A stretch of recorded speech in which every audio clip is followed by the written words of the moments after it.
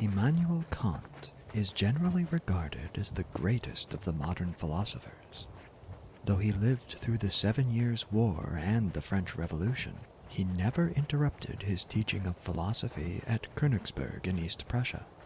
His most distinctive contribution was the invention of what he called the critical philosophy, which, assuming as a datum that there is knowledge of various kinds, inquired how such knowledge comes to be possible, and deduced from the answer to this inquiry many metaphysical results as to the nature of the world.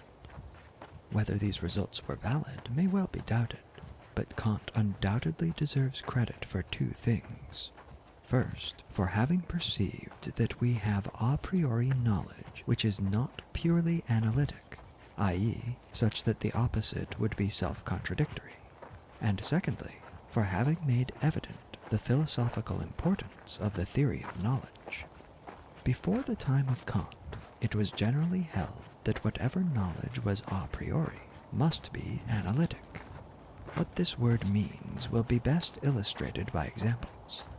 If I say a bald man is a man, a plain figure is a figure, a bad poet is a poet, I make a purely analytic judgment. The subject spoken about is given as having at least 2 properties, of which one is singled out to be asserted of it. Such propositions as the above are trivial, and would never be enunciated in real life, except by an orator preparing the way for a piece of sophistry. They are called analytic because the predicate is obtained by merely analyzing the subject. Before the time of Kant, it was thought that all judgments of which we could be certain a priori were of this kind, that in all of them there was a predicate which was only part of the subject of which it was asserted. If this were so, we should be involved in a definite contradiction if we attempted to deny anything that could be known a priori. A bald man is not bald would assert and deny baldness of the same man, and would therefore contradict itself.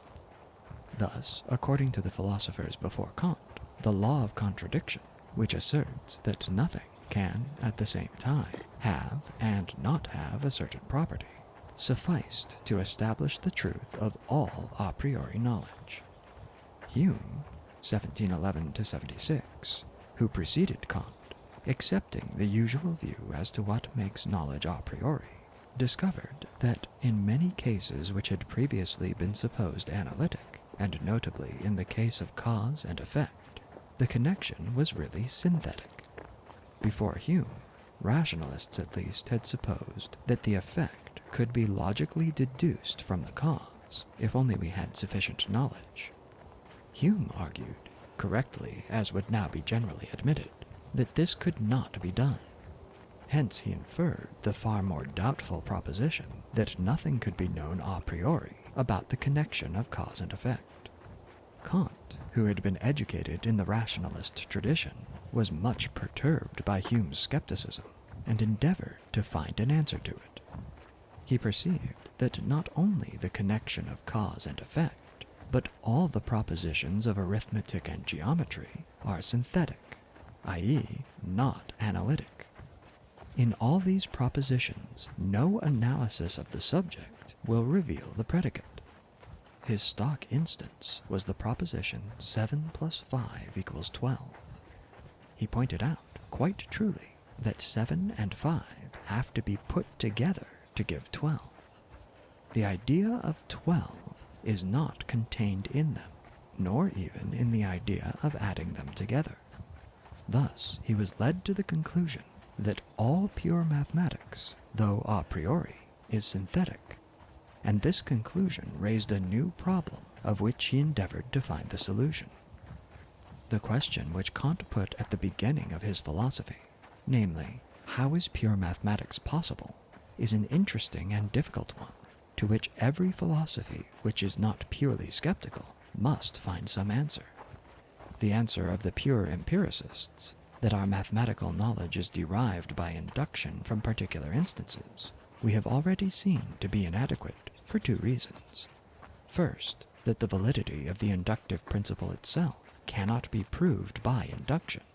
Secondly, that the general propositions of mathematics, such as 2 and 2 always make 4, can obviously be known with certainty by consideration of a single instance, and gain nothing by enumeration of other cases in which they have been found to be true.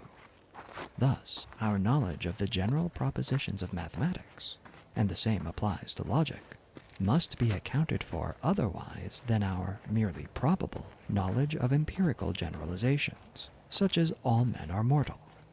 The problem arises through the fact that such knowledge is general, whereas all experience is particular. It seems strange that we should apparently be able to know some truths in advance about particular things of which we have as yet no experience. But it cannot easily be doubted that logic and arithmetic will apply to such things. We do not know who will be the inhabitants of London 100 years hence, but we know that any 2 of them and any other 2 of them will make 4 of them. This apparent power of anticipating facts about things of which we have no experience is certainly surprising. Kant's solution to the problem, though not valid in my opinion, is interesting. It is, however, very difficult, and is differently understood by different philosophers. We can, therefore, only give the merest outline of it, and even that will be thought misleading by many exponents of Kant's system. What Kant maintained was that in all our experience there are 2 elements to be distinguished, the one due to the object, i.e. to what we have called the physical object, the other due to our own nature. We saw, in discussing matter and sense data, that the physical object is different from the associated sense data, and that the sense data are to be regarded as resulting from an interaction between the physical object and ourselves. So far, we are in agreement with Kant. But what is distinctive of Kant is the way in which he apportions the shares of ourselves and the physical object respectively. He considers that the crude material given in sensation, the color, hardness, etc., is due to the object, and that what we supply is the arrangement in space and time, and all the relations between sense data which result from comparison, or from considering one as the cause of the other, or in any other way. His chief reason in favor of this view is that we seem to have a priori knowledge as to space and time, and causality and comparison, but not as to the actual crude material of sensation. We can be sure, he says, that anything we shall ever experience must show the characteristics affirmed of it in our a priori knowledge, because these characteristics are due to our own nature, and therefore nothing can ever come into our experience without acquiring these characteristics. The physical object, which he calls the thing in itself, he regards as essentially unknowable. What can be known is the object as we have it in experience, which he calls the phenomenon. The phenomenon, being a joint product of us and the thing in itself, is sure to have those characteristics which are due to us, and is therefore sure to conform to our a priori knowledge. Hence, this knowledge, though true of all actual and possible experience, must not be supposed to apply outside experience. Thus, in spite of the existence of a priori knowledge, we cannot know anything about the thing in itself, or about what is not an actual or possible object of experience. In this way, he tries to reconcile and harmonize the contentions of the rationalists with the arguments of the empiricists. Apart from minor grounds on which Kant's philosophy may be criticized, there is one main objection which seems fatal to any attempt to deal with the problem of a priori knowledge by his method. The thing to be accounted for is our certainty that the facts must always conform to logic and arithmetic. To say that logic and arithmetic are contributed by us does not account for this. Our nature is as much a fact of the existing world as anything, and there can be no certainty that it will remain constant. It might happen, if Kant is right, that tomorrow our nature would so change as to make 2 and 2 become 5. This possibility seems never to have occurred to him. yet it is one which utterly destroys the certainty and universality which he is anxious to vindicate for arithmetical propositions. It is true that this possibility formally is inconsistent with the Kantian view that time itself is a form imposed by the subject upon phenomena, so that our real self is not in time and has no tomorrow. But he will still have to suppose that the time order of phenomena is determined by characteristics of what is behind phenomena, and this suffices for the substance of our argument. Reflection, moreover, seems to make it clear that if there is any truth in our arithmetical beliefs, they must apply to things equally, whether we think of them or not. Two physical objects and two other physical objects must make four physical objects, even if physical objects cannot be experienced. To assert this is certainly within the scope of what we mean when we state that 2 and 2 are 4. Its truth is just as indubitable as the truth of the assertion that 2 phenomena and 2 other phenomena make 4 phenomena. Thus, Kant's solution unduly limits the scope of a priori propositions, in addition to failing in the attempt at explaining their certainty. Apart from the special doctrines advocated by Kant, it is very common among philosophers to regard what is a priori as in some sense mental, as concerned rather with the way we must think than with any fact of the outer world. We noted in the preceding chapter the 3 principles commonly called laws of thought. The view which led to their being so named is a natural one, but there are strong reasons for thinking that it is erroneous. Let us take as an illustration the law of contradiction. This is commonly stated in the form, nothing can both be and not be, which is intended to express the fact that nothing can at once have and not have a given quality. Thus, for example, if a tree is a beech, it cannot also be not a beech. If my table is rectangular, it cannot also be not rectangular, and so on. Now, what makes it natural to call this principle a law of thought is that it is by thought, rather than by outward observation, that we persuade ourselves of its necessary truth. When we have seen that a tree is a beech, we do not need to look again in order to ascertain whether it is also not a beech. Thought alone makes us know that this is impossible. But the conclusion that the law of contradiction is a law of thought is nevertheless erroneous. What we believe when we believe the law of contradiction is not that the mind is so made that it must believe the law of contradiction. This belief is a subsequent result of psychological reflection, which presupposes the belief in the law of contradiction. The belief in the law of contradiction is a belief about things, not only about thoughts. It is not, e.g., the belief that if we think a certain tree is a beech, we cannot at the same time think that it is not a beech. It is the belief that if the tree is a beech, it cannot at the same time be not a beech. Thus, the law of contradiction is about things, and not merely about thoughts.